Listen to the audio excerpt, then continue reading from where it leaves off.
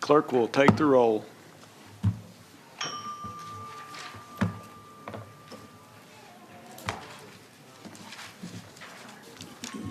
A quorum is present.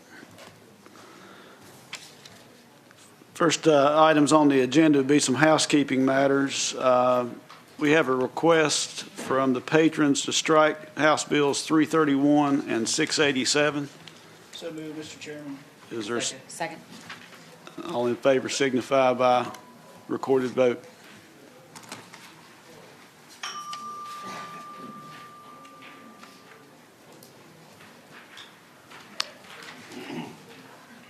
Nothing. The bills will be struck. The second item would be House Bills 970 and 734. The patrons have asked to get those go by for the day. So moved, Mr. Chairman. Is there a second? Second. All in favor signify by voice vote. Aye. Opposed? Motion would carry. So moving on to the active docket, we've got Delegate Freitas. You have a bill. Thank you, Mr. Chairman, members of the committee. Hoping this one goes better than the last couple. HB 307 is basically an adjustment to the Freedom of Information Act. The problem that we're trying to solve right now is that sometimes when people will put in a FOIA request and then all of a sudden they'll get the bill and they get a little bit of sticker shock. Now, currently within the code, the citizen can request an estimated cost, but a lot of times people submitting FOIA requests for the first time don't know that's there. So essentially what we're doing is two things. One, we're saying is that when a FOIA request comes in, that prior to conducting the search for records, the public body shall notify the requester in writing of any estimated cost for supplying the requested records. Again, this is great when somebody puts in a FOIA request, they don't realize it's going to cost $2,000 to get the information back. And then the only other thing that we did is we added to the code, and shall make all reasonable efforts to supply the requested records at the lowest possible cost. So again, if you've got 5 people in your office and you can have, the intern do the FOIA search, you probably want to go with that in order to estimate your cost rather than the highest paid person within the room. So those are essentially the two changes that we're making to the code, and I'd be happy to answer any questions from the committee. Any members have questions? Delegate Rome. Thank you, Mr. Chairman. Mr. Chairman, question for the patron. You have the floor, Delegate Rome. All right, thank you, Mr. Chairman. Mr. Chairman, I'll say that the patron's bill is a friendlier version of compared to my version, which is a lot more severe, as we'll find out in a few minutes. But one thing I would note here is that while I very much like the idea of basically the public body having to put that information up front, which is one of the things we want to do, I was wondering if the patron's aware that sometimes the public body will also charge the requester to simply get the estimate for how much it is going to cost. And so I would wonder then if, number one, if the patron's aware of that, and number two, if maybe we could work out something today so that we could strike that sort of cost to be associated with just simply asking for an estimate to find out how much it would be. Mr. Chairman, I take issue with anybody claiming that my bill is less severe than their own, but find out. But no, I appreciate the delegate's comments. I think the way I've worded this is I've tried to make it somewhat clear that obviously you're supposed to provide costs before you're charging, but certainly if there is some significant concern that the requester could also be charged for the estimate as well. The intent of this bill is to make sure that they're protected from both of those occurrences. I think the language is sufficient, but if there was a friendly amendment that the committee was willing to offer that would make sure that it was crystal clear, I certainly wouldn't be opposed to it. I'll come back with that once everyone else has a chance. Do you have another question, Delegate Rome? Any other members have any questions for the patron? Delegate Torrey.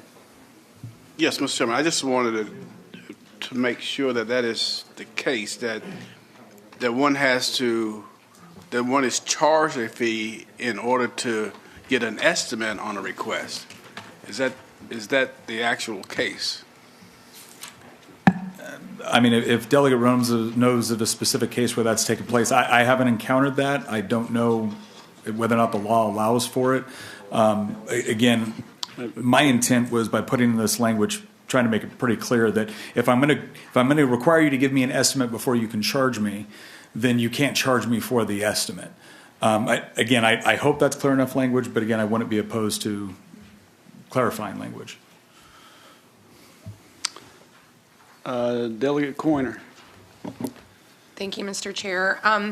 So I know there's a lapse in the days to respond from when you get the notice of the cost estimate, but aren't your days lapsing until you get the estimated cost? Like, wouldn't you already be having to start the search and expend costs if those days are lapsing? So, Mr. Chairman, I think the intention here is to be able to set up some sort of process whereby, as far as the lapse cost, I'm not quite sure I understand what specifically the delegate's getting at, but as far as, if you have so many days in order to respond to it, and then you have to give an estimate, does that start the process over, the day process over? Is that the question? Mr. Chair. Delegate Coiner. So the current law already says that the amount of time that elapses between when I give you the cost estimate and the response, that is told and stopped. But if we're now saying you have to give that, right? Somebody doesn't ask for it. So that's where, let's say I ask and say, I'd like you to tell me how much it's going to cost, and this is the information that I want. To get the cost estimate, your time doesn't keep running. But if I'm required to give it to you, but you didn't ask for it in your request, you just said, give me all your records associated with this. But now I'm required to give you a cost estimate. My time doesn't start lapsing because you haven't asked for it. Nothing's told. So, Mr. Chairman, if I understand correctly, it's the cost incurred to the agency in order to get you the estimate. Like, is that the concern? I guess my concern, Mr. Chair, if I may. Delegate Coiner. Right. So to me, if we're going to say everyone must provide a cost estimate, then your time shouldn't start ticking until they've received that cost estimate. And what is the required time to give you that cost estimate? I guess is question number one. Okay. And then once I've given it to you, isn't that when your time should start ticking to get the response back? So there's two different timing issues that I don't think are addressed now. Sure. No, I would agree. I think that, as we were going through this process, I didn't have anybody approach me to ask to bring up that particular problem or address that problem. I wasn't sure if that was because they didn't consider it or if they didn't think it would be an issue with respect to the normal practices for providing or responding to FOIA requests at this time. So again, I'm not opposed to clarifying language if we think it will be helpful. I guess that sums it up, Mr. Chairman. Delegate Freitas, let me ask you, what would be the anticipated remedy for a requester who requests these records and is concerned that the locality is not providing them at the lowest possible cost? I believe the process would be, I guess, somewhat similar to it is now, where for instance, and I think it's Spotsylvania County, they have an internal policy at the county level, which is to say that they're going to go for the lowest possible cost. So, for instance, if a citizen had a concern with that, they could, theoretically bring that up to the Board of Supervisors, and then they would go through their own internal process in order to determine what that looked like, or to do their own internal investigation and find out if that was a problem. I imagine if it was something where you had a number of people that believed that that was not taking place, then you could potentially see a suit. Thank you, Delegate Frey. Members have any other questions? Yes, Mr. Chairman. Delegate Coiner. Mr. Chairman, a couple of things. One, a couple of things I'm concerned with that I'd like to have some answers for. If there is a fee to get the estimate, and then the second piece, some work has to be done in order to get to the estimate. So the work that has to be done to get to the estimate, if there is a charge for that, would that charge would that be credited against whatever the charge would be for the total search for the requested information? Sure. So to the first question again, I chose the language in the attempt to make sure that nobody is being charged for an estimate, because the whole purpose of the estimate is to not get charged before this process goes forward. To the second point, Actually, would the delegate mind reiterating the second portion of the question? It's in response to Delegate Corners. So Oh, the costs. when we make a request, there has to be some work done in order to get to the estimate. So the agency has to do some work in order to get to the estimate. So there probably is a cost associated with getting to the estimate because work has to be done. Will the requester be credited on the total cost for your request? So I guess to answer that question, as of right now, I don't know if they would be charged to get the estimate. If they were to be charged to get the estimate, I could certainly see that being a part of the overall total. The other thing that I anticipate happening with agencies is that essentially what they're going to do is come up with some sort of scale with respect to their estimates. So based off of the type of request, the sort of hours they're going to have to be put into it, the difficulty, potential redactions, things like that. I anticipate what they'll probably do is come up with some sort of scale that says that if this sort of request fits with this scale, this is what they anticipate, this is what they estimate the cost will be. And so relatively few hours would actually have to go into determining what that estimate would be. Okay. Mr. Chairman, follow up. Delegate Torrey. Mr. Chairman, I have a follow-up and with a motion, okay? I think those are some fundamental questions that can be answered for us. I mean, I served on the FOIA board, and I recognize exactly what you're saying about the problems with the cost and things of that nature, and some of it was totally horrendous. So what I really would like to see, if there's a cost for the request, and then once the request is made, in order to get the estimate, some work has to be done to get the estimate.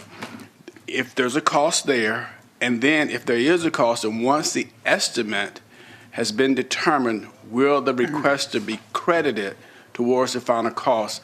And, Mr. Chairman, my motion is to pass by for the week and give the patron the opportunity to get those answers to us, because I like the legislation.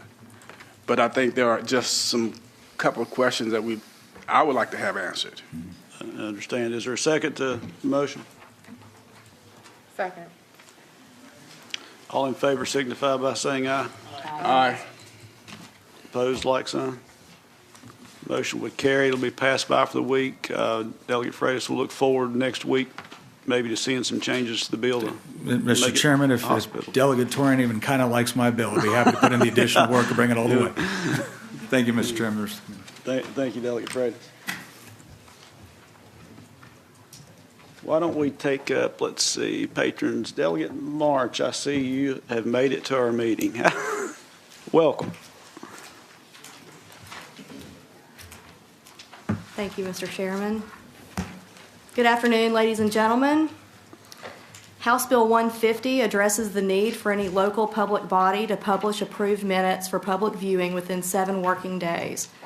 While this seems like a no-brainer, and one would assume this is already in the code, it is not. We still have localities in the Commonwealth where the public must specifically request meeting minutes or they are not made readily available. In the interest of transparency of government and accountability to our citizens, I kindly ask for you to approve this bill.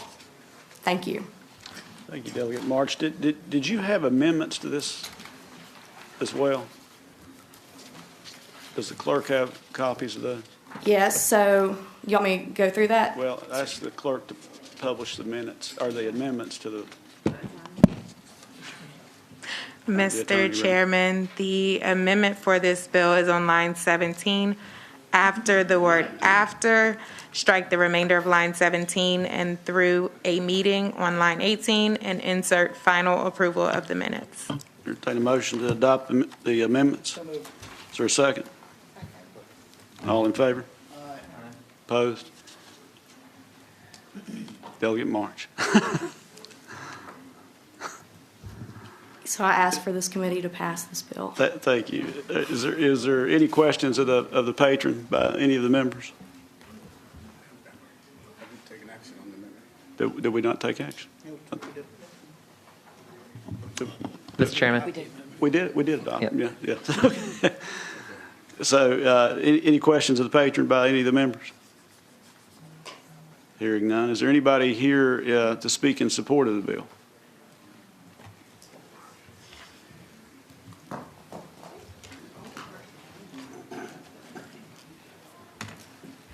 Thank you, Mr. Chairman, members of the committee. Megan Ryan with the Virginia Coalition for Open Government, and this is something that is required for state public bodies right now, and we would like to see it extended to local public bodies as well. Thank you. Thank you. Anyone else in support? Wait, is there anybody here opposed to the bill? Anyone online signed up to speak? No. Doesn't look Mr. like. Chairman. Delegate Rowe. Thank you, Mr. Chairman. I have a motion. I'd like to speak to the motion. Delegate Rowe. Sure. Thank you, Mr. Chair. So I will, at the appropriate time, make a motion to report and refer. Just want to say I discussed with the patron about the bill earlier, and I actually did a news story when I was a reporter about this very issue 7.5 years ago. And this is a very common issue, not just in Virginia, but across the country, where localities are not getting that done online. And the patron and I are going to agree on like 2 things this whole year, and this is half of them. This is a great bill. And likewise, Mr. Chairman, I move to report as amended. And there's a second to the motion? Second. All right. All in favor signify by your vote on the electronic voting device.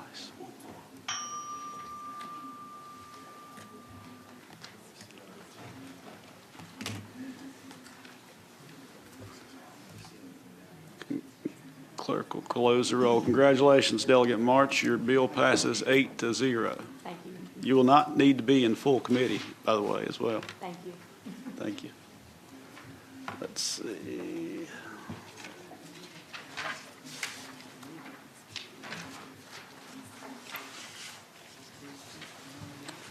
Who else do we have here? Delegate Simons, were you first, Delegate Simons? I believe you were in the room first, were you not? Which one was? Yeah, come on up. Come on up. For clarification, I'm not Delegate Simons. No, I understand that. Delegate Williams-Graves? Yes. Yes. So you have House Bill 980? Yes, sir. Okay. All right. Thank you, Mr. Chair and members of the committee.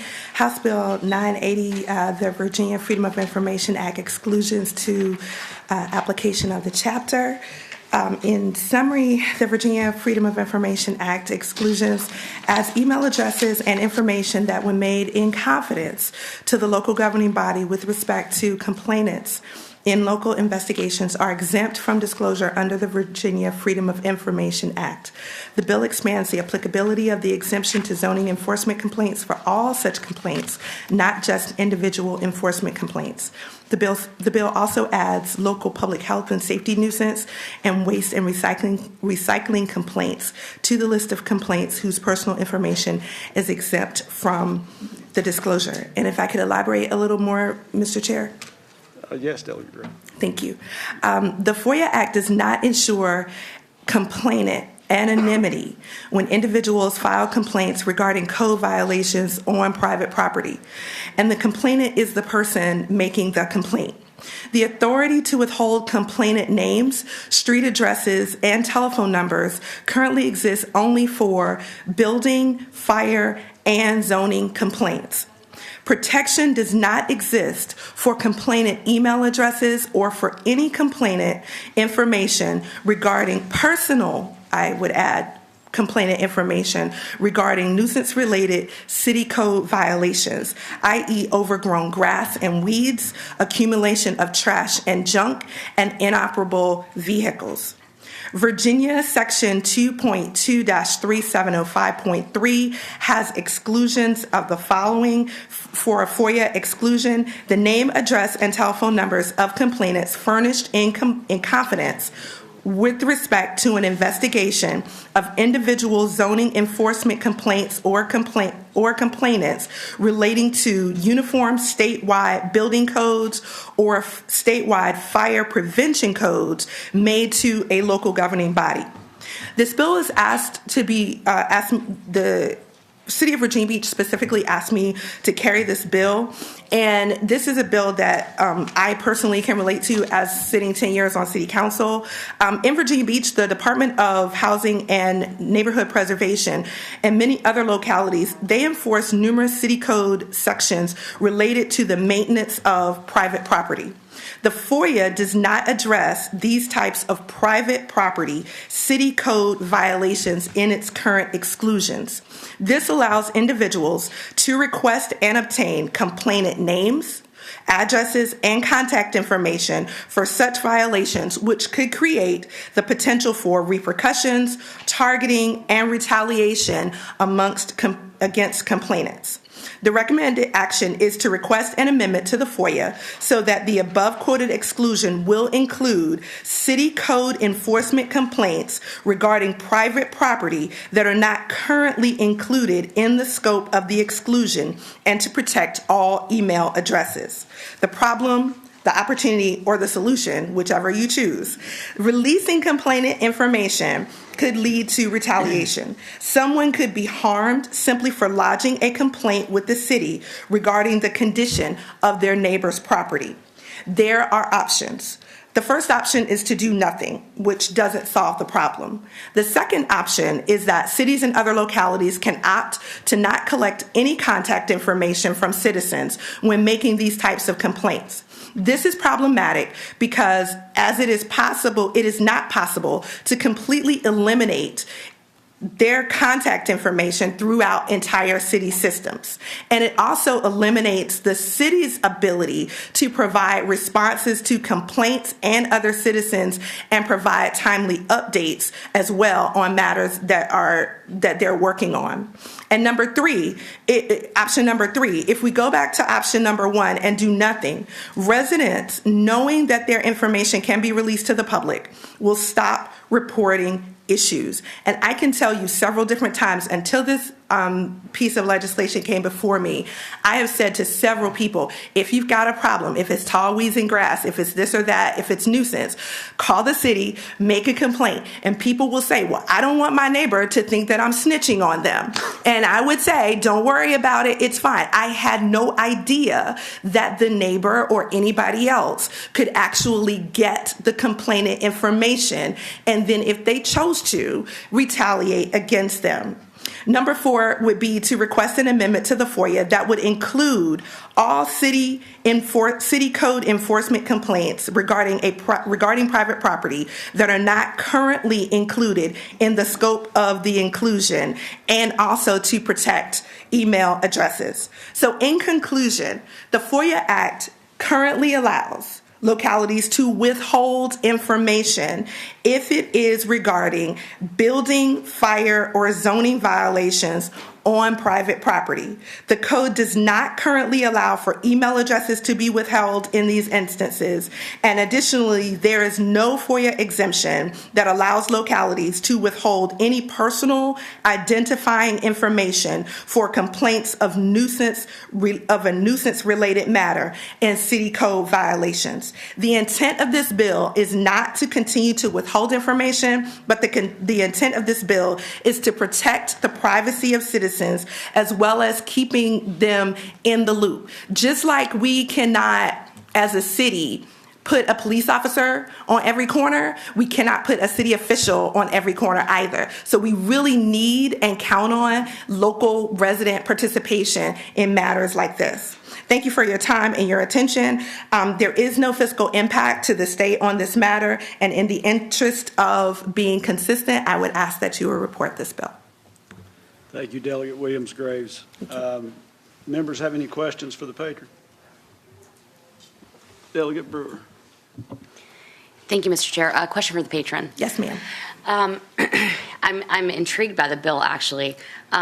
So you're elected, and there might be people in your locality that may not love you or like you or hate you or whatever.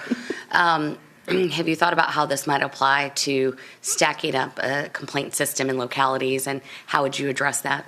Yes. It's interesting you asked that question. Great minds think alike, because it was my question as well. This is permissive in terms of localities crafting their own set of statutes or ordinances rather to handle those nuisance complaints, not just nuisance in terms of the code violation, but individuals who would abuse the system knowing that they can't be found out.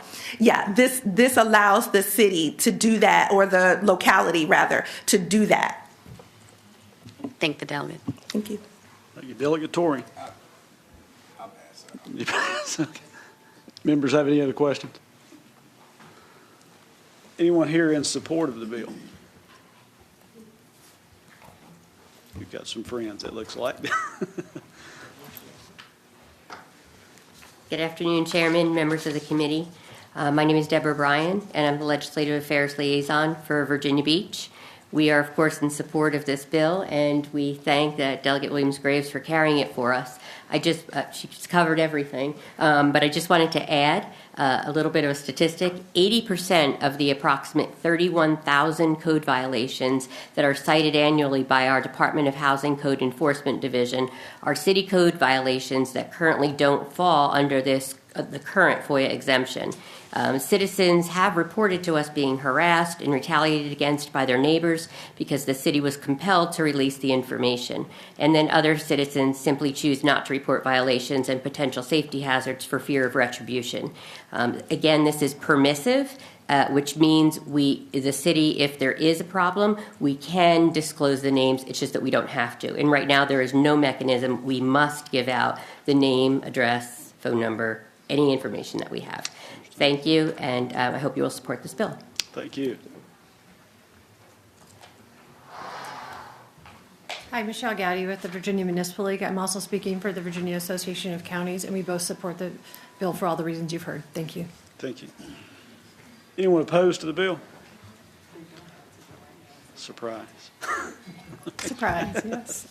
Megan Ryan, Virginia Coalition for Open Government. And I'd just like to note that the flip side of retaliation by a neighbor is for the complainant to use this as a mechanism to harass their neighbor by making repeated complaints. And so that is one reason why you do have disclosure of names.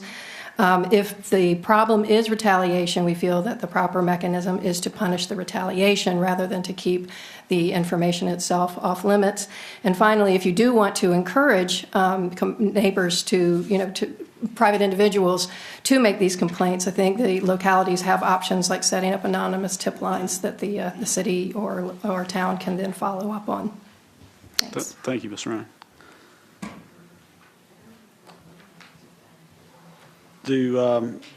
We obviously act by motion here. Does anyone have a motion? No, wait a minute. We've got someone online here, I think, that wanted to speak to the bill. Is Cindy Walters available? Oh, not present? Okay. Thank you.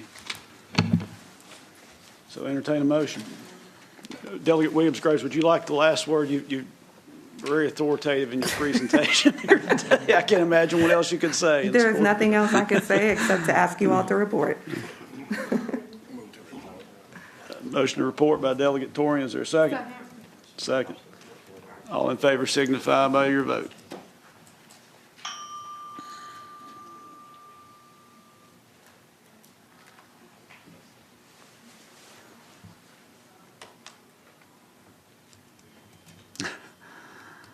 Bill would report very narrowly, 4-3, Delegate Williams-Graves.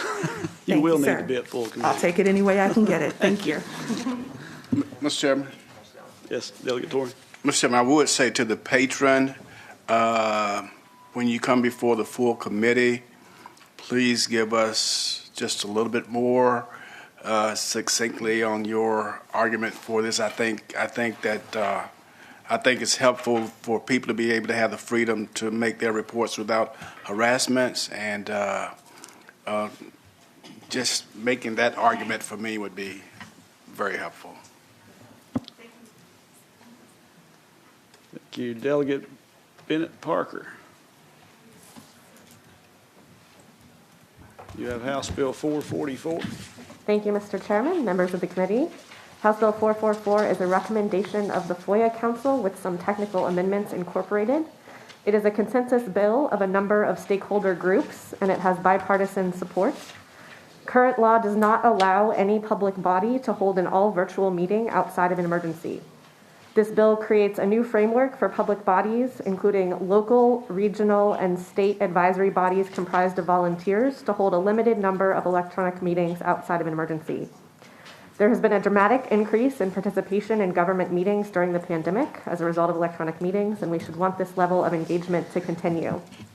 The bill may look long, but it is mostly reorganizing and streamlining language as current law uses different rules for regional and state bodies. The bill is permissive and not mandatory. It is also limited.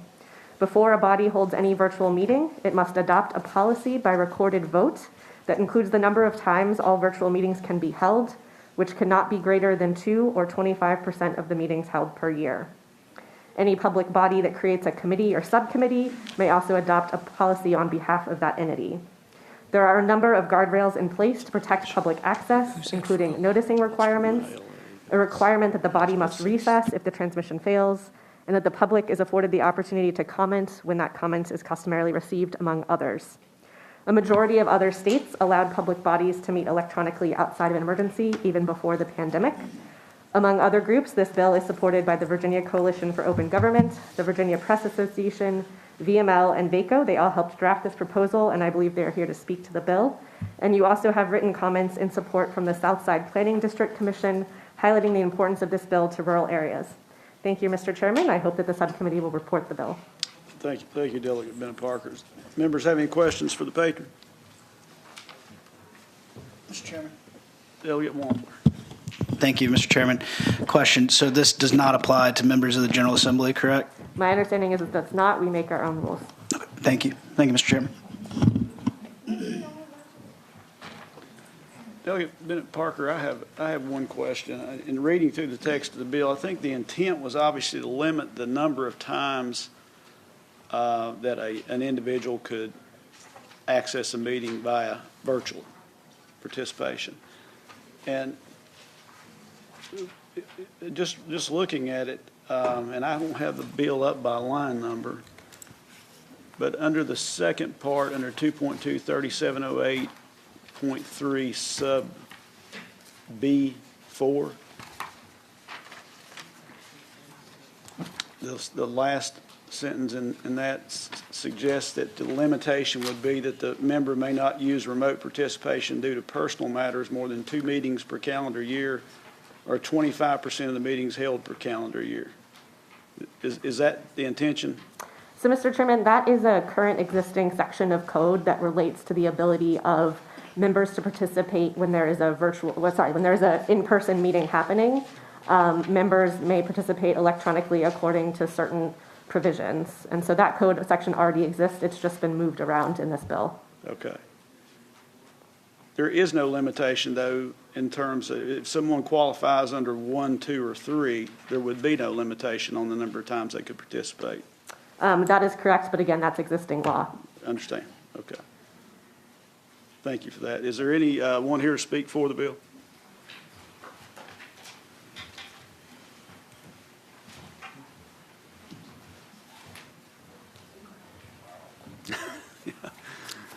Mr. Chair, members of the committee, Phyllis Arico with the Virginia Association of Counties.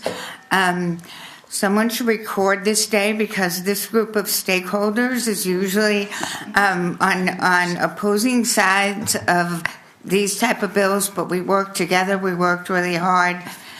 We think that there are guardrails, but there are opportunities here, and we ask you to pass this bill. We very much support it. Thank you. Michelle Gowdy again, Virginia Municipal League. I just want to thank the delegate. She took a lot of time this summer to listen to all of us and to take all of our complaints and really try to work together. So we support the bill wholeheartedly. Thank you. Good afternoon, Mr. Chairman, members of the committee. Amy Perrin-Seiberg on behalf of the Virginia Press Association, and I would like to reiterate everybody's comments before me. We worked really hard with the delegate over the summer, and all of us did come together. I think we all started in very different places, which I think is important, and really got to a place where we think this bill is a consensus. Like we said, it sets up guardrails, it ensures public participation and access to meetings. So if there's an electronic public meeting and they offer public comment, people need to be able to participate electronically that way. But there are some limits. You can only do it 2 times or 25%. Because we do think that in-person meetings are the best way for people to meet. So we want to make sure that there's opportunities, but at the same time, limits. And again, this is voluntary, completely voluntary. So if you don't want to do it, you don't have to, but there's an opportunity here to be able to do that. So we support this bill. I do know you're also considering a bill later that's a little bit more narrow from advisory board standpoint, but broader because it doesn't have any limits on how many times you can do it. we again prefer this bill because we think we really spent a lot of time and thought that applying to all public bodies was easier, so the rules were clearer for everybody, and it wasn't, sort of a little bit of a quilt of people knowing which ones to do. Because I think that's the hardest part about FOIA is people don't know what applies to them. So making it apply to everybody was an easier way to go. So we support this bill and appreciate your support too. Thank you. Thank you. Good afternoon, Mr. Chair and members of the subcommittee. Thank you, Delegate Bennett Parker, for bringing this bill. My name is J.T. Kessler. On behalf of the Virginia School Boards Association, we support this legislation. Megan Ryan, Coalition for Open Government. No one's more surprised that I actually came around to allowing all virtual public meetings. So we ask you to support this bill, and we thank the delegate for pursuing this for the summer and riding tail on all of us. Yeah, Afternoon, Mr. Chairman, members of the subcommittee. I'm David Blunt. I'm with the Thomas Jefferson Planning District, localities in our region, also in support of this legislation. Also, Delegate Bennett Parker had mentioned receiving some comment from the Southside Planning District Commission. I know that there are a number of other planning district commissions that have some similar feelings and would be very supportive of this bill as well. Thank you. Appreciate that. Still got some. You still got one more. Mr. Chair, members of the committee, I'm Travis Bird, Commonwealth Attorney of Spotsylvania County, and here on behalf of the Virginia Association of Commonwealth Attorneys, and we support this bill. Thank you. Is there anyone that opposes this legislation? Second. All in favor signify by saying aye or recording your vote on the device.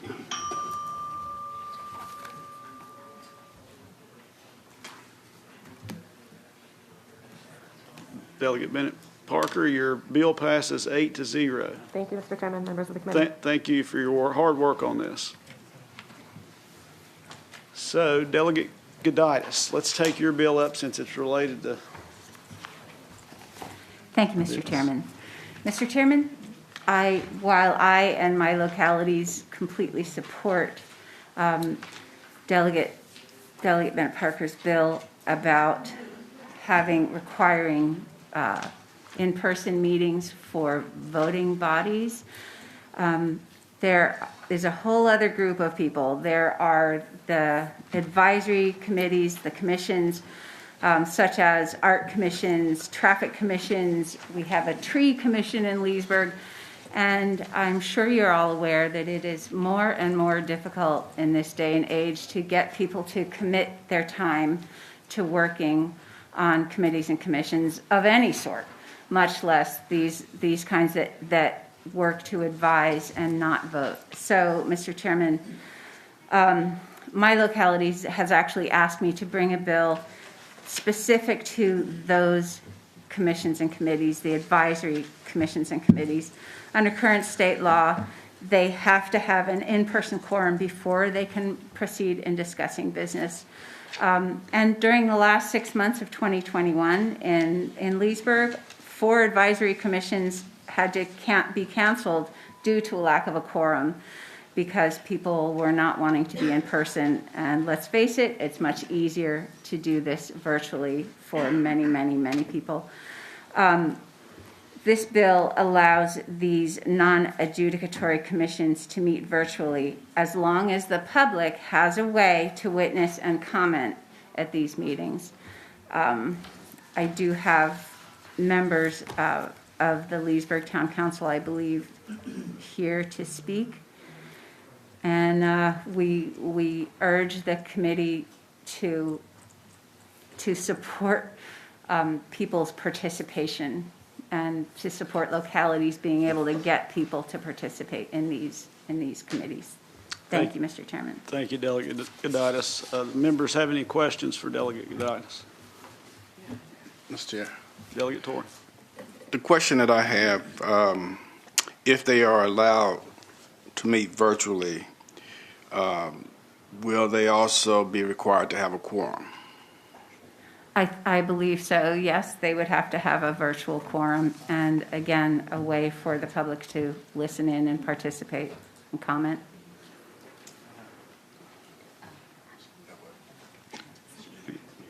Any other questions by the members? Mr. Chairman. Delegate Wong. Delegate Goditis, These would be covered under the bill that we just reported out, would they not, as a public body, advisory boards? Well, there's just a little bit of a conflict there, yes. What do you? So this bill, I mean, what I would propose, if we can pass this, maybe we can work to amend this bill, the delegates' bill before it gets to the floor, just as it pertains to these advisory committees and commissions.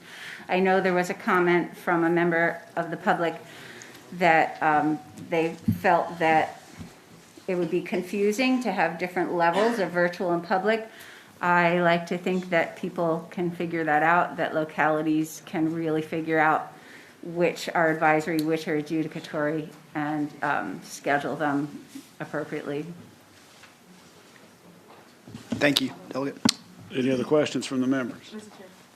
Delegate Price. Thank you. And so I'm sorry if this is a duplicative answer, but I was wondering if the consensus of the stakeholders was such that the guardrails of the bill that we just heard was more comfortable for them.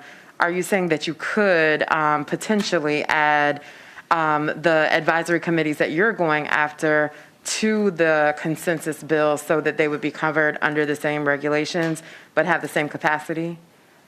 At the moment, Delegate Bennett Parker's bill, I believe, does cover them, the advisory committees and commissions.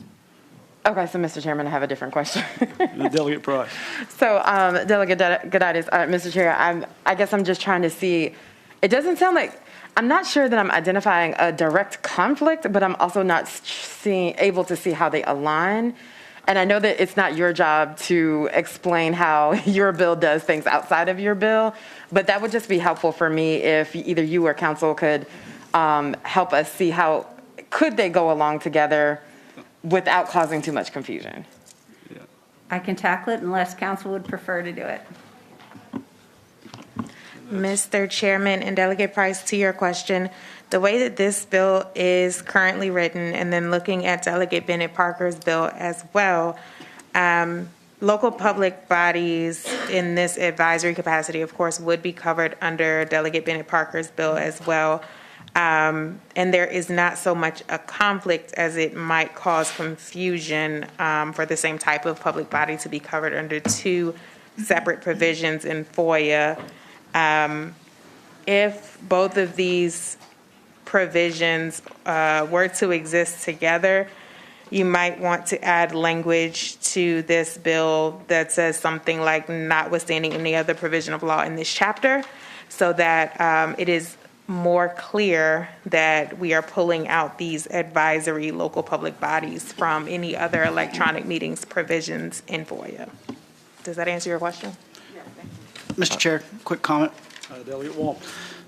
I think what we've heard, and I sit on the FOIA Council as well and watched this come through this summer, there was a lot of work to get the bill clean, Delegate Bennett Parker's bill. To simply put it, we wanted to eliminate the patchwork, the quilt, as it was referenced earlier. And this would be adding another patch to an otherwise cleaned up bill that's very clear and applies uniformly across every public body. And so if we pass your bill, it would be taking away from the work that's been going on for the last 6 months to clean this up. And so, Mr. Chairman, I have a motion as well, if when at the proper time. Right, let's go ahead and see anyone else here in support of the bill. Mr. Chairman, I believe I have some people virtually. Virtually? Okay. Let me take up the physical presence here first, and then we'll take up the virtual. Is there anybody opposed to the bill physically here?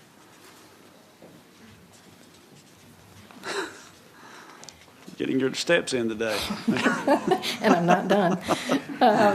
Thank you, Mr. Chairman and members of the subcommittee. We do oppose having this patchwork, as Delegate Wampler just characterized it. Like he said, while we were talking about this bill over the summer, one of the very first issues that we came across was, do we want to deal with advisory bodies? And the more we talked about it, the more we realized there was no definition of what an advisory body is.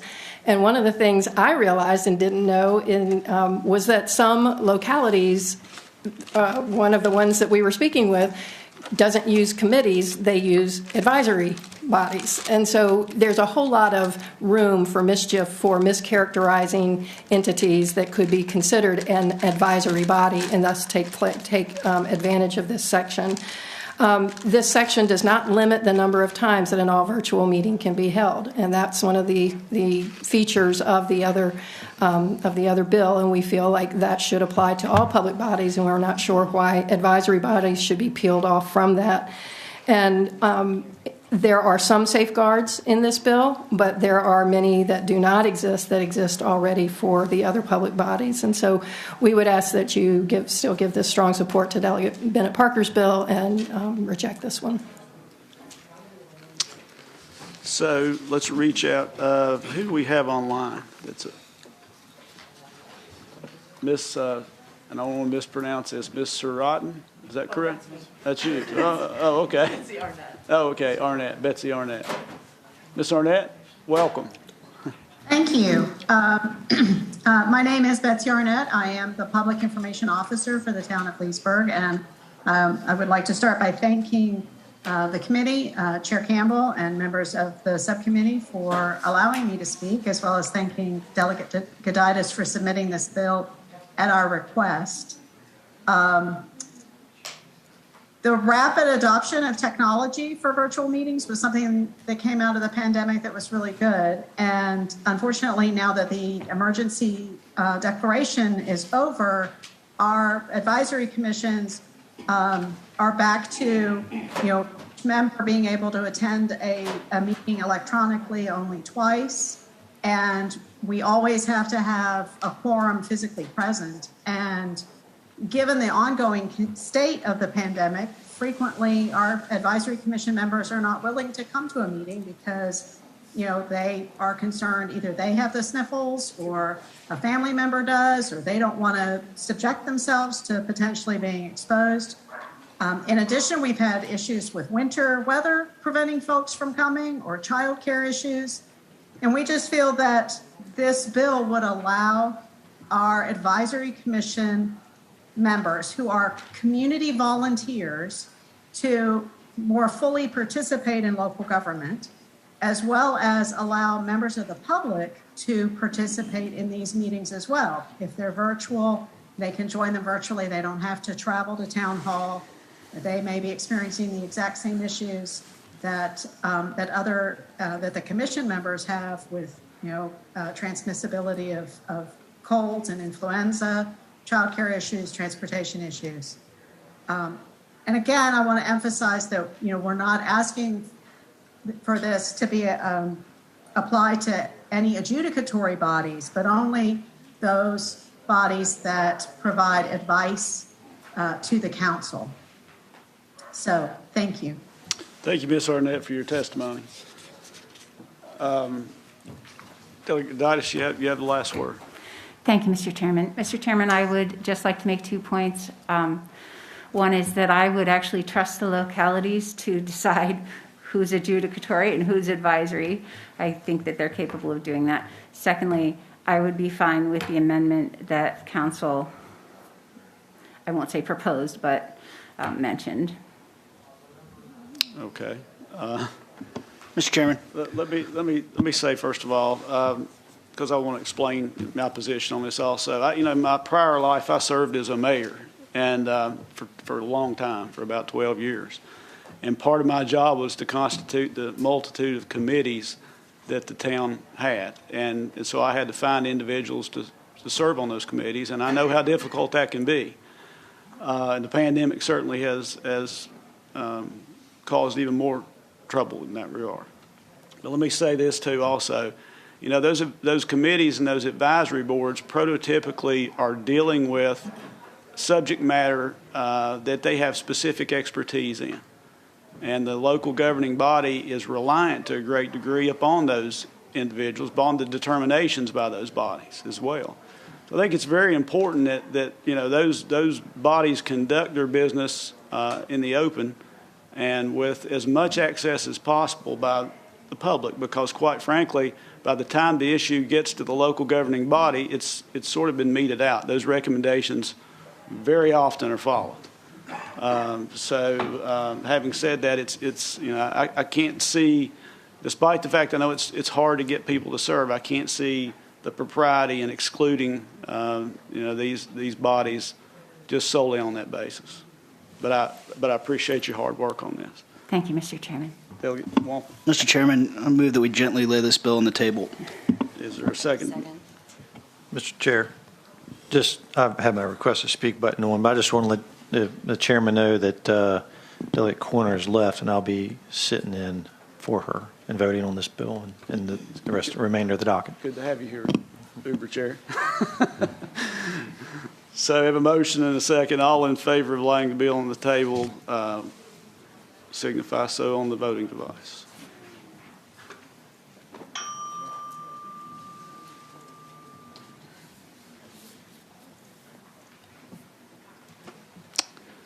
So the bill will be laid on the table by a 5-3 vote. Thank you, Delegate Adias, for your work on this. Thank you, Mr. Chairman and members of the subcommittee. Okay. What else do we have here? Delegate Simons, you've been waiting so long. Okay. It's time now, really. Yeah. So, Delegate Simons, could I ask you to surrender the podium to Delegate Rome? She has a bill up in, I'm told, in another committee, and will need to leave. So, I'll try to make I'm this quick, sorry. Mr. Chair.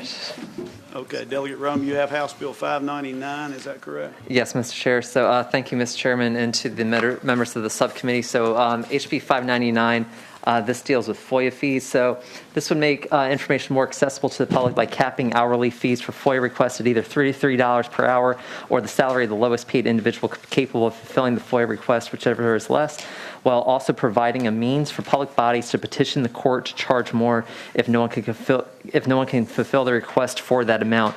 The bill will require the first 2 hours spent accessing or searching for requested records to fulfill a FOIA request to be free when the requester has made 4 or less individual records requests to a public body within 31 consecutive days. Finally, it would also require public bodies to post online its policies and procedures for fulfilling FOIA requests so the public is well informed about what to expect when filing a request. And the last thing I just want to mention with this is there's two things. Number one, this bill was a part of, received a vote of recommendation from the FOIA Advisory Council on a 10-3 vote.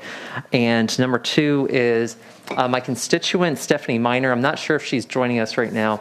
We heard her story throughout the 5 meetings through the Advisory Council and the subcommittee regarding this. The very short story of what happened for her was about 2 years ago. Her daughter, who's autistic, was on a school bus where she had a panic attack. She was dragged off the bus by Prince William County school employees. And in order for Stephanie to see the video of what happened to her daughter, she was being charged more than $8,800 to see the video and to get the corresponding emails related to it. This dragged out for 7 or 8 months. It took WJLA 7 getting involved. It took Sean Perryman from the NAACP in Fairfax County getting involved just to bring it down into the $2,000 range. My constituent had already put down a few $100s already for this. And so my goal for what we are dealing with today is accountability for what happened in that case while trying to strike the balance so that we bring the pendulum right now that I see as being very much slanted in favor of the custodians of records to try to bring it closer to the middle so that requesters have much more of a chance to access public documents that taxpayer dollars have already paid for. And in that case, the school bus, the school, the employees, everything about it, all of those were public, either public employees or public facilities, whatever it was. That should have never happened. But it's also emblematic of a larger problem within the system that a lot of our constituents have dealt with over the years. So my hope is that we can find a way today, in whatever form of the bill we decide to deal with, to basically have some accountability so what happened with Stephanie Miner can't happen again. So thank you for that, Mr. Chairman. Thank you, Delegate Rome. Members have any questions for Delegate Rome? Anyone here in support of the bill? And Mr. Chairman, we do have online support as well. Okay. I think this may be the last time. Megan Ryan, Coalition for Open Government. And just to piggyback on some of those, we had a Stafford supervisor who one time charged $150 per hour to review budget documents that were requested. VMI is currently charging $300 an hour for the superintendent to review 4 hours worth of his email. The city of Charlottesville charged $212 for a list of employees. UVA and Virginia Tech both charged $150 per email account to search terms, from one term to several terms, but $150 per email account. So yes, we are getting broad requests, but we are missing opportunities to educate about those requests. But for right now, we think that the most important part of this bill is a cap on the fees that can be charged, the hourly rate that can be charged for the review of these records. And we understand that there is some attempted work on this bill. We would like to be a part of that. Thank you. Thank you, Ms. Ryan.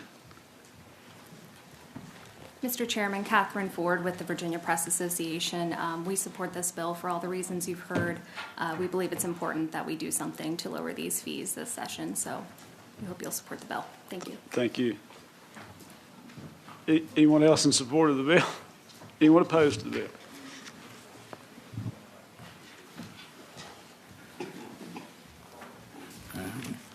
Mr. Chair and members of the committee, I'm Travis Bird, once again, from Spotsylvania County, here on behalf of Virginia Association of Commonwealth Attorneys. We are opposed to the bill. I think the main reason is a lot of people don't realize is something around 33% of the offices in the Commonwealth of Virginia, Commonwealth Attorneys' offices, are less than 3 employees. And the vast majority of offices, the person responding are lawyers who are responding to this and going through all these records. And some of these offices, especially the small ones, it's the elected person who does everything and are having to respond to this. Essentially, this equates to 3 work days a year of free work for just one person, 24 hours a year of free labor for a party to look up records for that's just one person. So that is the reason, based upon those kind of statistics, that the Commonwealth Attorneys Association would be against it. Thank you.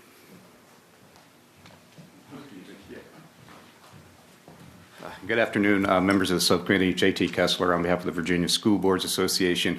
We're really concerned about the cost that could be incurred by our divisions if this legislation was to pass. I can bring you that one division is adding 3 new staff people just to answer FOIL requests in their budget for the coming year, and would ask the committee to kill this bill. Thank you.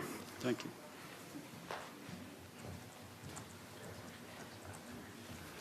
Mr. Chair, members of the committee, Phyllis Arico with the Virginia Association of Counties. I've actually been doing this a really long time and have been dealing with FOIA since the 1980s. And I would say this is the most radical change in this FOIA law that I've seen in my years. When you look at the provision of free hours, it's 2 free hours up to 4 times a month. For every man, woman, child, member of a news outlet that broadcasts in or out of the Commonwealth, it's hundreds of thousands of hours. In many of our smaller or more rural localities, we have one person answering all these FOIA requests and trying to do it within the 5 days required. Some of them have other duties as well. And when there is this kind of a sort of a free type of thing, I think that it does not encourage people to be succinct about what they're looking for. It can invite harassment if there's bad blood between a citizen and the locality. There's an added issue of how does one even track these free requests, because obviously it would have to be a rolling type of a thing, because every person gets there for 4 times 2 hours per 31 days. So you're adding a sort of a statistical collection requirement that is also going to overwhelm folks as well. And I started getting, as we've been discussing this bill, emails from people in localities and school boards and other public bodies showing me, 3-page request. Is that one request? Can we count the first 4? I mean, how does one interpret that? In terms of the salary cap, let me address, or the cap in hours. Many of my localities that get requests, when it's a simple request, they simply don't charge at all because they just really want to process the request, get the information out, and have a good relationship with their citizens. Occasionally, these complicated requests and the fact that many things are digital now, yes, in some ways that makes it easier, in some ways it makes it difficult to do a search because there are only certain types of employees that are going to be able to do a thorough search and make sure they're capturing all the things requested and not missing anything. We oppose this, but we think it has a lot of issues, and we think it creates more problems than it solves. Thank you. Thank you. Hi, Michelle Gowdy again, Virginia Municipal League. I oppose the bill for the reasons you've heard previously, but I do want to say Delegate Rome has done a very good job of talking to us and really trying to get to yes. Unfortunately, we're just not there. So thank you. Thank you. Mr. Marshall, can you hear me? Yes, sir, Mr. Chairman. Hello, welcome to the committee. You wish to offer some testimony on this bill? I do. Thank you, Mr. Chairman. I offer testimony in support of the bill. My name is Bradley Marshall. I'm an attorney in Prince William County. Hello to Delegates Torian and Rome. I am a practitioner of criminal law with a focus on victim representation. I'm a former Commonwealth's attorney under Paul Liebert for over a decade, and I'm involved in the local and state bar in many different roles. I'm also a member of the Prince William County Republican Committee, but I would respectfully suggest that open government and access to government records is not a partisan issue. I represent the survivor of a sex crime here in Virginia. After a great deal of time, we were finally informed that the prosecutor assigned did not wish to proceed with charges. The client was shocked and saddened, and we had to find out why. So that left us with the new FOIA bill from last year for access to investigative files once an investigation is closed. After much back and forth, we finally got a bill, not an estimate before the fact, but a bill after the fact, an invoice after the fact, for a whopping $1,953.60 for purportedly 80 hours of time spent by 2 police officers to review the information. Not an administrative staff member or someone at a lower rate, but sworn law enforcement officers. So basically, I got a $2,000 thumb drive as a result. The family needed months to gather the information and to save it. This is unduly burdensome on my young survivor and her family. It shocks the conscience, frankly, that access to public records could ever be so cost prohibitive, and therefore put insurmountable hurdles for many people in order to obtain these records. In the end, this is a young survivor of a sex crime who became a victim of FOIA fees as well, just because she wanted to know what happened in her case. That cost her family nearly $2,000 in addition to legal fees. This should not happen in the Commonwealth. Thank you. Thank you, Mr. Marshall. So, I guess where did our patron go? We have more. We have more speakers? Okay. Mr. Berry, can you hear me? Paul Berry? Yes, sir. Thank you. Apologies for bringing an extra participant here. I promise this isn't planned, but this is absolutely a testament to the importance of your work here for FOIA. Good afternoon, Mr. Chairman and subcommittee members. Thank you for the opportunity to present public testimony. I join you today in support of HB 599. I have the privilege of advising Governor Youngkin as a citizen appointee to the Virginia Latino Advisory Board, one of only 5 advisory boards that report to the governor himself. Our work requires extensive research and regular conversation with numerous individuals and groups spread out across state government to fulfill our role. The community stakeholders that we work with also often engage with points of contact within state government and at the local level that sometimes results in requests requiring charges for record retrieval. HB 599 facilitates our work, making it easier for citizens to engage directly with their communities and with their governor and legislative representation. I hope you will support these measures. Thank you. Thank you, Mr. Berry. Is Jeffrey Fogel also a participant on this? Mr. Fogel, can you hear me? Very well. Welcome to the committee. You wish to offer some testimony on this bill? Yes. Yes, I do, sir. Please go ahead. Mr. Chairman, members of the subcommittee, I just want to share two experiences I had which lead to, I think, to the conclusion that a cap on fees is really necessary, not simply appropriate. In one instance, I'm an attorney. On behalf of a client of mine, I requested of the city of Charlottesville certain incident reports for closed cases. As the previous speaker mentioned, those became available this last year due to changes in FOIA last year. I was advised that in order to do so, and as far as I could tell, this encompassed approximately 30 pages rather. And I was told that I could get the information if I were to deposit $15,000. Well, unfortunately, I didn't have $15,000, did the client either, and so we declined getting the information. In a second instance, I made a request of a city for certain emails. But rather than have a clerical person go through the emails, they had the head of a department at $90 an hour rather than what the fee would have been had it been assigned to a lower level person. But this isn't going to change unless it's mandated by the legislature. I think that the value of open and transparent government is perhaps priceless. I understand the concerns that the municipal entities have with respect to the cost and the person power needed to respond, but FOIA is an essential element of democracy.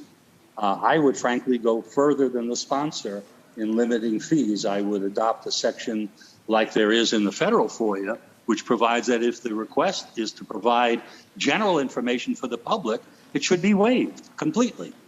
That leaves fees for private information. And those fees have to be capped because, as I said, if they're not, we're letting municipalities, first off, without any guidelines and allowed to run wild. And if we pass a law, an amendment to FOIA that allows us to get something and the price is prohibitive, it's as if the law was never changed. So I encourage you to support this bill and other measures designed to limit and cap fees under FOIA. Thank you. Thank you, Mr. Fogel. Delegate Rome, you have the last word. All right. Thank you, Mr. Chairman, and thank you to members of the subcommittee here. So I do actually agree with Ms. Erico from VACO in that this is a radical departure from existing the way we do business right now, because the way we do business right now is so overwhelmingly slanted in favor of the custodians of records. The requesters of records right now, frankly, are being priced out. And when you have cases where FOIA is being used as a deterrent rather than cover actual cost. And we've now heard human stories about this. I would say in terms of the text of the bill, the spot where I think all of us should find common ground is lines 72 to 74 on page 2. This part is, each public body shall post on its website or otherwise publish a written policy explaining how the public body assesses charges for accessing or searching for requested records, and B, noting the current fee charged, if any, by the public body for accessing and searching for such requested records. If we cannot come to an agreement on the first two sections, I would at least ask that we at least come to a common ground consensus on that part of it. That said, I'm certainly willing to entertain friendly amendments as well. Thank you, Mr. Chairman. Thank you, Delegate Rome. Anyone have a motion? Move to report, Mr. Chairman. Is there a second to that motion? Bill would die for lack of a second, it would appear. Thank you, Delegate Rome, for your work on this.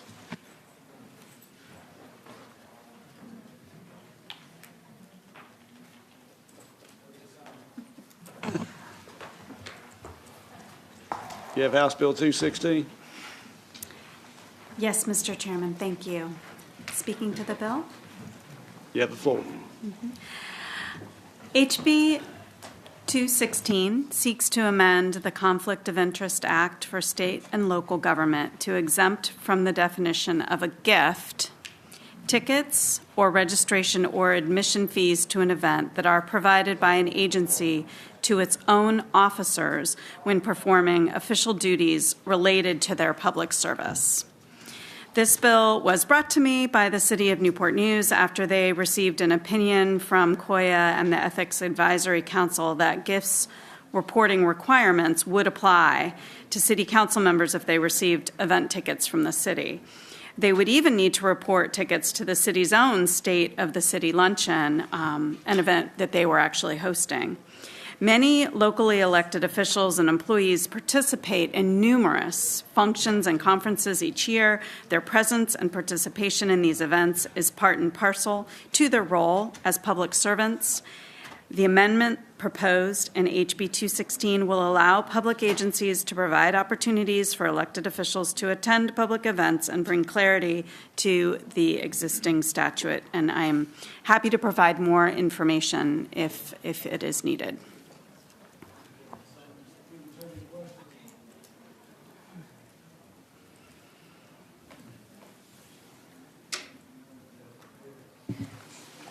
Thank you, Mr. Chair. Excuse me. What prompted the bill to come about? Just was there a backstory to it, or?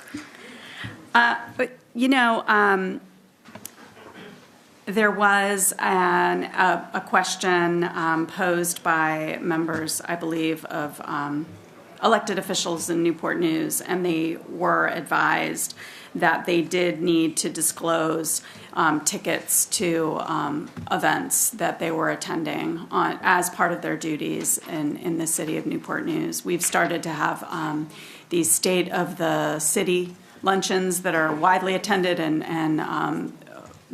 over $50 ticketed events. Any other members have questions for the patron? Anyone here in support of the bill?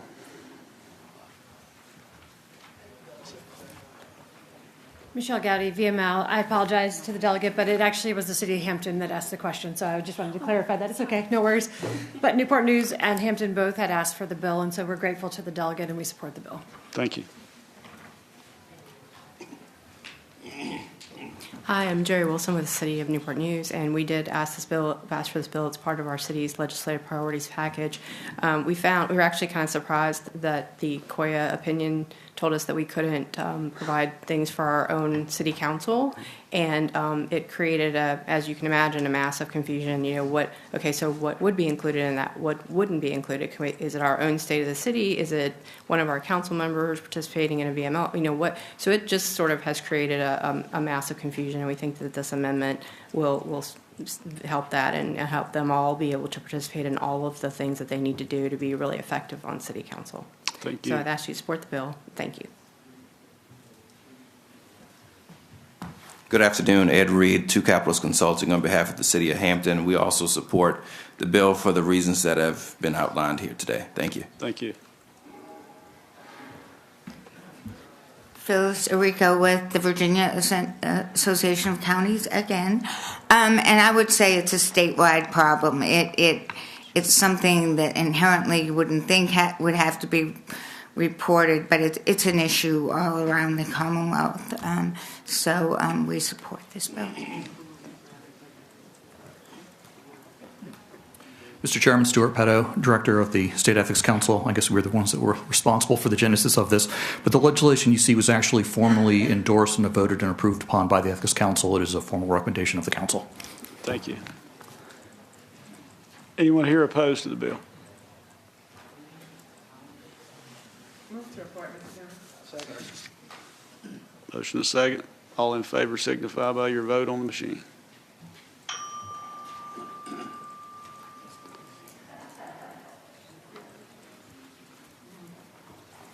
Delegate Simons, your bill reports 7-0. Thank you, Mr. Chair. Thank you. You will not need to be at full committee on that bill. Okay. You have another, however. Is that correct? I wondered if we could strike House Bill 968. 968. I have a motion and a second very quickly to do that. All in, That's how it's worded. yeah, all in favor signify by your vote on the machine.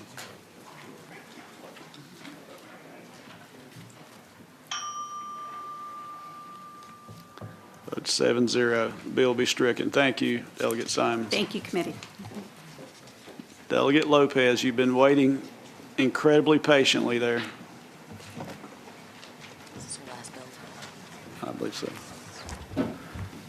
Thank you, Mr. Chairman, members of the committee. I'm going to take off my mask.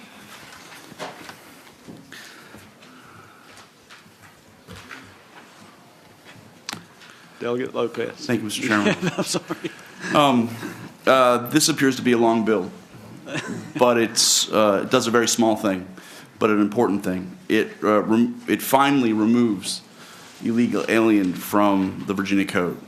The term alien, when used to refer to immigrants, whether documented or undocumented, is dehumanizing at face value. The term has no place in our daily vocabulary and certainly does not have a place in our code. Just like other words that have been dehumanizing for other communities and other ethnic groups, this is also dehumanizing. Laws reflect the values of society. If we value inclusive language, removing the term alien would be an important step to fostering an inclusive Commonwealth. The term is also outdated, reflecting prejudices that most Virginians should not and do not hold today.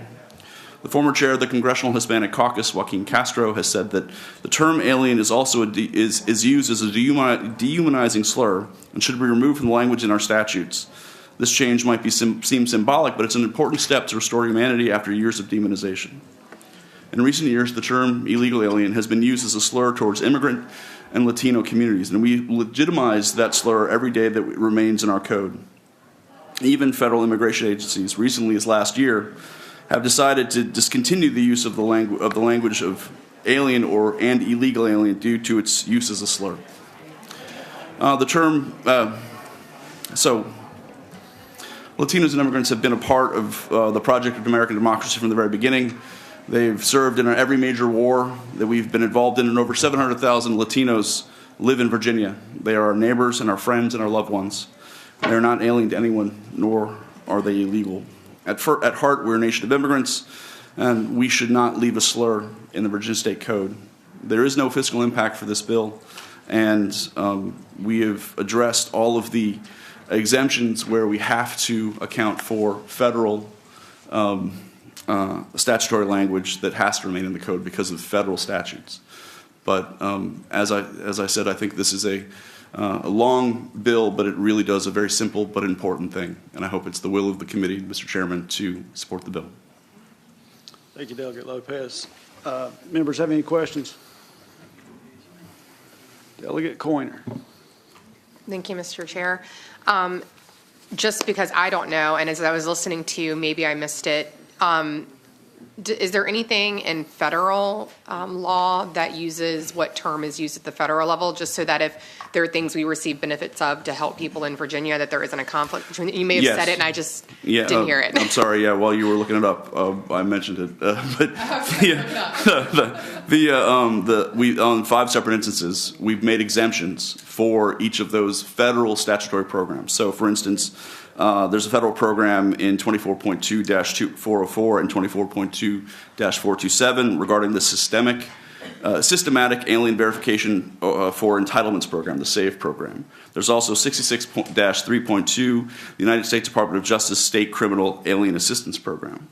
And then also in terms of immigration alien inquiry, it shows up in 2 sections, 19.2, 83.2, and 53.1-218, which are both, they refer to official processes at the federal level, and amending it would have, as I said before, demand a change at the federal level because we have to make sure there's no confusion there.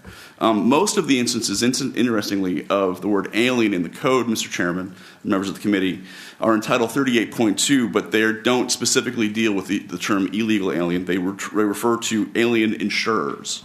And so those are not amended in this bill. Any members have any other questions? Wait, Lopez, I have a question. Is legal resident alien still contained within the tax code, the U.S. tax code? I think there's still a definition possibly in that. I believe there is, but if we could include that exemption as well. When I talked to council before, we thought we'd been exhaustive, but I'd be happy to make an amendment, include any reference to the tax code that shows up in the Virginia code as well. I'm going on the depths of my memory, so do not hold me accountable to that if it's not there, but I seem to remember it being there. Anyone here in support of the bill? There might have been folks online from various immigrant rights groups. Okay. Anyone here opposed to the bill? Peace in the back. Anyone online, Madam Clerk? Okay. Dr. Lopez, you would have the last word, I guess, before we vote. I hope it's the will of the subcommittee to pass this bill, and I think it's an important step in the right direction for Virginia. Mr. Chairman. Delegate Torrey. Mr. Chairman, I have a motion. I'd like to pass this by for the week to give an opportunity to speak with the patron in regards to this legislation. Second. A motion and a second. All in favor signify by voice vote on that, I believe. Aye. Opposed? No. Bill will be carried by for the week. I guess get with Delegate Torian and Happily. Will there be more opportunities for the subcommittee to meet? There will. There will be. All right. Thank you very much. Thank you. Members of the committee. I believe that is our last bill, is it not, Madam Clerk? Mr. Chairman, you have Kilgore's bill. Oh, Kilgore. 890. Kilgore's still here. Well, And then you have Hudson's bill to strike. yeah, let's go ahead and take up. Delegate Hudson's requested House Bill 631 be stricken. Is there a motion to that effect? So moved. Second. All in favor signify by saying aye. Opposed, like sign. It's recorded. I'm sorry, yeah, sorry. Trying to text Kilgore and see where he's at.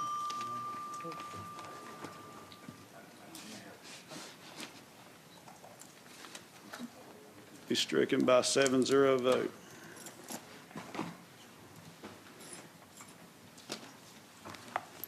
Delegate Kilgore is tied up right now. With no objection, we'll carry by Delegate Kilgore's bill for the week.